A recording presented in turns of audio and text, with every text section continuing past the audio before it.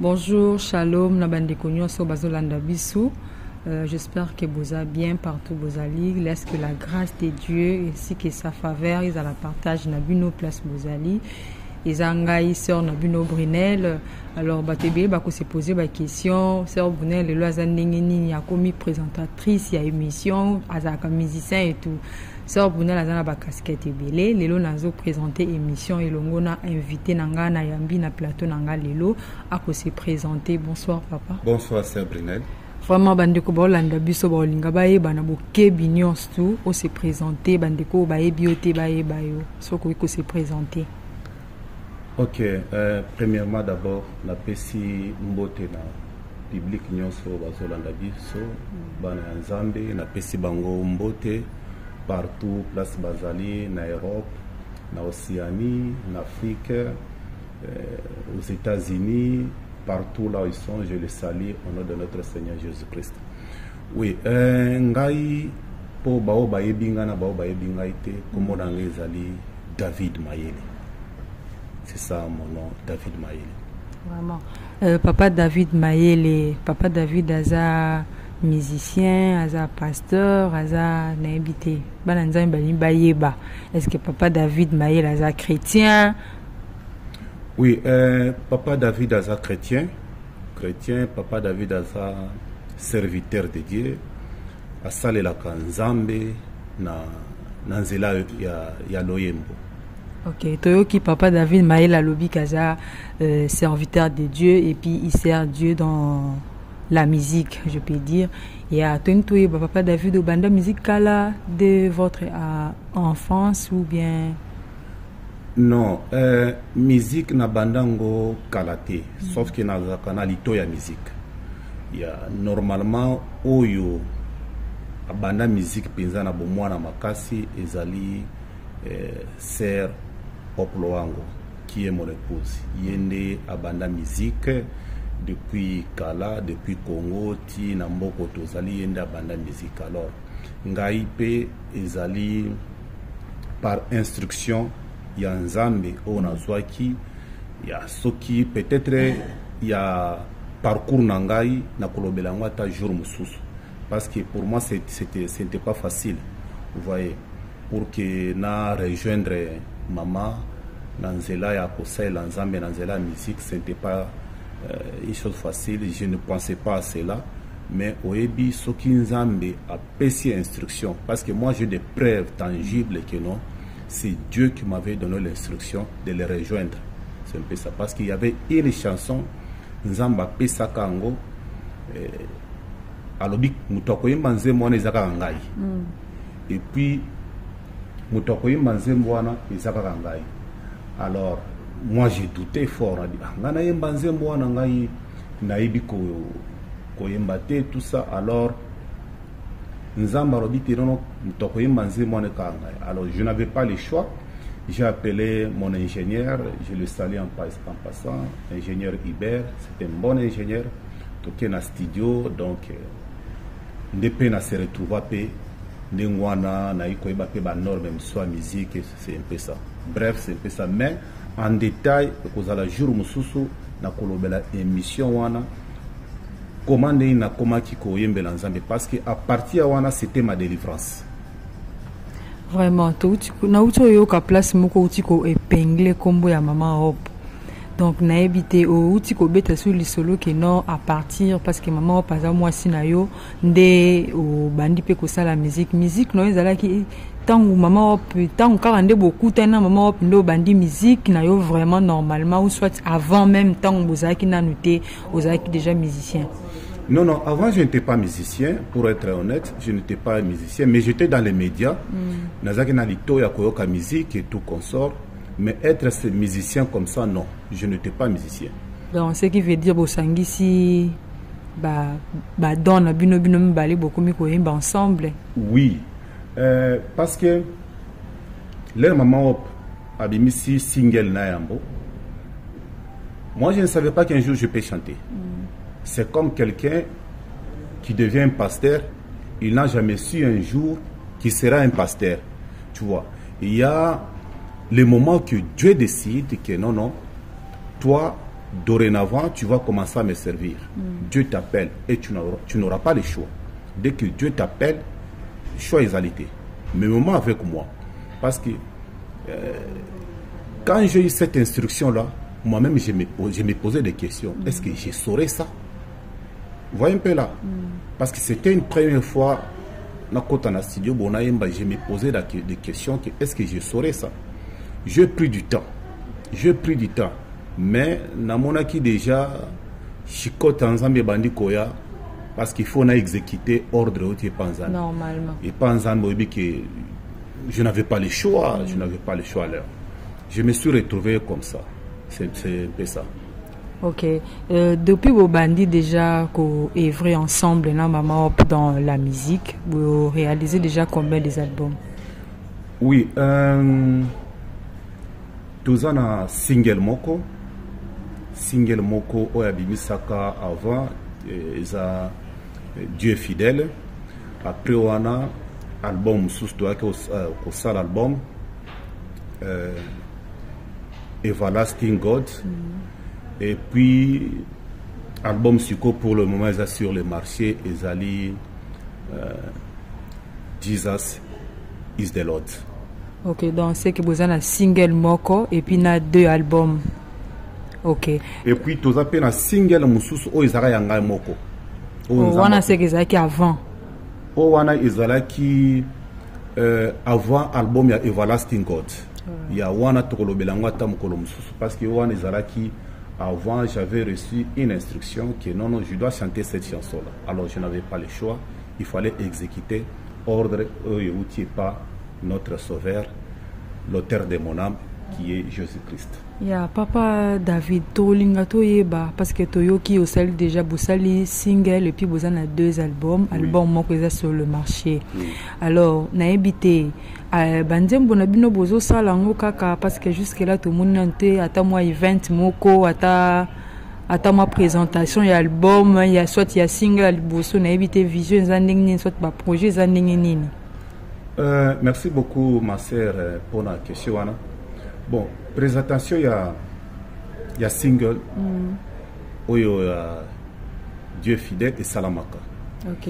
Il y a Everlasting God, ceux qui batubaki na YouTube, bakomika ka Hop Loango, bakomona ba musique nyonso ya Mama Hop ou bien bakena ba plateforme ebele Amazon Music, bakena Tudcore, bakena Apple Music, donc ba plateforme ebele soki baki wana ba beti kaka Hop avec H Hop en anglais, ba beti kaka Hop Loango, bakomona ba musique nyonso ya Mama Hop.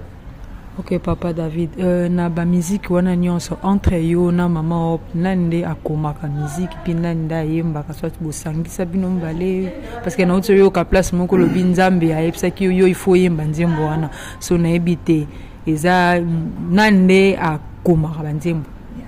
Ok, c'est une question pertinente, une question vraiment fondée. Je vais être transparent et limpide égard à cette question-là. On a mutuna wana na banzembo nyonso ya Mama Hop sur 100% banzembo ya Mama Hop sur 100% Mama Hop azana 5% banzembo akoma. Ok. 95% banzembo akoma te. Je peux d'abord prendre le cola album otoza oisa pour le moment. Ya kombo nango lisusu po bandiko bolanda biso. Ya titre album eza Jesus Christ is Lord. Ya Jésus-Christ est Seigneur en français. Sorry, pardon. Ils ont combien de titres? Ils ont 6 titres. Ok. Ils ont 6 titres. Tous ont Kumama, tous ont Kosina Yuda, tous ont Dieu va faire encore. Donc, on a la version, la version lingala. Et puis parce qu'ils ont deux versions. Version française et la version anglaise. La version anglaise, tous ont Holy Spirit Takeover. Et puis, tous ont Jesus Christ is everything to me. Et puis, tous ont Mususu, Jesus Christ is the only one I know. Donc, ezala banzembo moko parmi toutes les 6 chansons que je vais de citer tozata na nzembo moko to composer ite pour être honnête tozata la banzembo moko te ki tozui bik boyo maman pa vandi boyo bien ngape na vandi boyo tozo composer boyo non non nyana pas donc nyonso eza ba inspiration nyonso eza ba inspiration pour être ouvert nyonso eza ba inspiration azwaka ngo na ndoto wana eza don nzambe apesi ye wa impela nyonso azwaka ngo na ndoto atia lali boyo monika alamuki azwi telefone abandi koyemba lera yembi wana azala banzembo ebele ka bongo alors siko ekomaka lere tokomaka na studio ngai nde siko na atalaka banzembo sikoyo na pesi yango batitre na discuter na ye ere moko mpe soki atali approuvé ere moko soki approuvé te donc on discute c'est un peu ça ya tokozonga sur na question na biso en tout cas bandeko baolimbisanga parce que naza un peu excited ya bomona ke notamsi naza pressé nazokata papa lui maloba tozongi na question na biso ya kokoma banzembo wana parce que lobaki ke non yo za na 95% mama opa za na 5%. Non je dis ceci pour une meilleure audition parmi 100% nyonso banzembo oya mama opa ezala je dis toutes les chansons où ils ont déjà sur le marché. Vous voyez, toutes les chansons. Sur 100%, 95%, il y a banzembo à comater. Je prends l'exemple, il y a que le album Oyo, et ça pour le moment, toutes les chansons qui sont là, elle n'a pas composé ça. Vous voyez, elle n'a pas composé ça. Ce sont des inspirations, et il est dans d'autres. Vous voyez, Mutumususu, il y a des chansons par songe, c'est un peu ça. Alors, moi, je suis là seulement que Dieu m'a mis là. Moi, je n'écris pas, vous voyez. Mais sauf que je peux aussi apporter une idée quand nous sommes dans les studios, que non, bon, tout ça avec l'aide d'ingénieurs, mais banzembo, mutozoka banzembo, mutunzamba visita kaya, pesaki banzembo, ezali, ser nabino, mama nabino, pop loango. Yende mokolo, ministère, yende, Nzambe apesai el don eloko wana.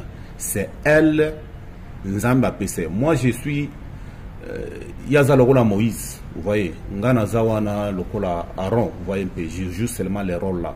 Mais mokolo vraiment don wana Nzambe apesi ezalinde mama hop lowango.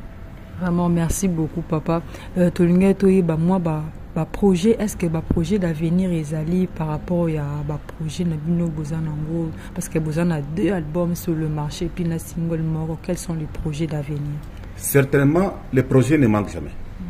Les projets, projet Zali est belé parce que projet Moussoussou, je peux dire, projet Moussou, je ne peux pas dire. Vous voyez, le cola projet qui est album Moussoussou, vous voyez un peu.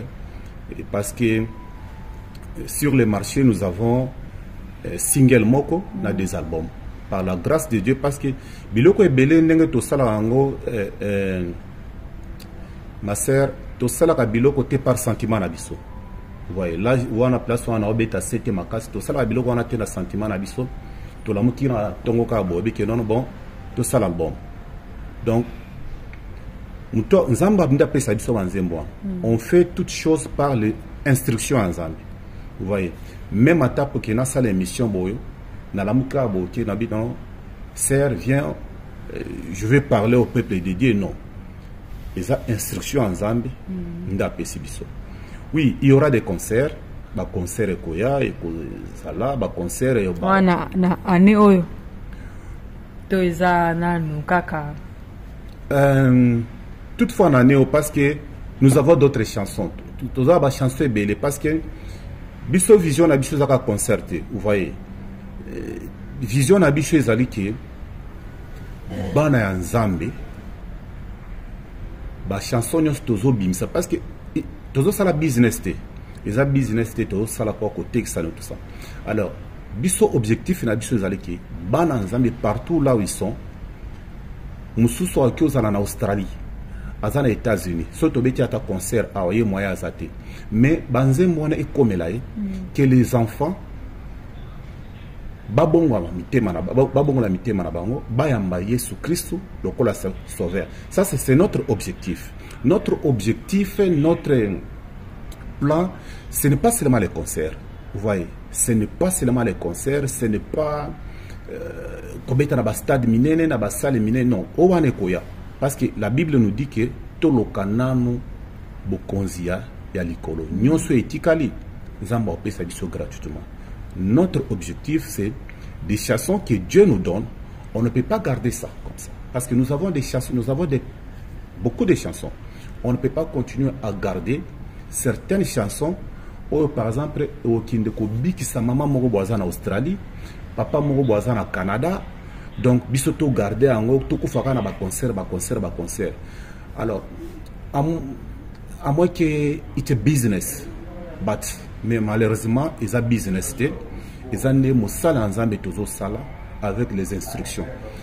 Et là, on dit que année, ceux qui nous ont par exemple, on dit que non, année au trobeta concert, on va le faire, il n'y a pas de problème. Bah ça, les allées là, on va le faire, il n'y a pas de problème. Vraiment bandeko baolanda biso tozo kendi malembe na suka émission na biso.